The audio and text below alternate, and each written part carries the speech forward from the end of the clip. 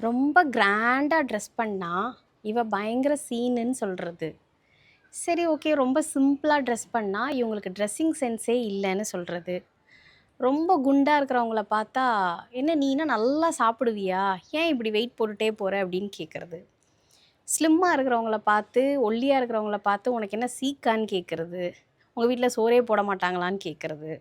தனியா போயி ஒரு பொண்ணு இண்டிவிஜுவலா வெளியில நின்னு, சுயமா தன் கால்ல நின்னு சம்பாதிச்சா, அவளுக்கு திமிரு, ஆட்டிட்யூடு அப்படின்னு சொல்றது. நீங்க கேட்குற கேள்விக்கெல்லாம் அவங்க பதில் சொல்லிட்டாங்கன்னா, "வாயாடி, எப்படி பேசுது பாரு" அப்படின்னு சொல்றது. ஒருவேளை நீங்க கேட்குற எந்த கேள்விக்கும் அவங்க பதிலே சொல்லல அப்படின்னா, "திமிரு பிடிச்சது, ராங்கி பிடிச்சது" அப்படின்னு சொல்றது. என்னதாங்க பிரச்சனை? என்ன பண்ணலாம்? என்ன பண்ணா விமர்சனம் வராம இருக்கும்? அப்படின்னு யோசிச்சு பார்த்தா, என்ன பண்ணாலும் விமர்சனம் இருக்கும். பேசினாலும் விமர்சனம், பேசலனாலும் விமர்சனம். எதையாவது ஒண்ணு இந்த உலகம் நம்மள பார்த்து சொல்லிக்கிட்டே தான் இருக்க போகுது. அது மட்டும் நல்லாவே தெரிஞ்சிருச்சு. இங்க யாரையும் மாத்துறதுக்கு நம்ம இல்ல.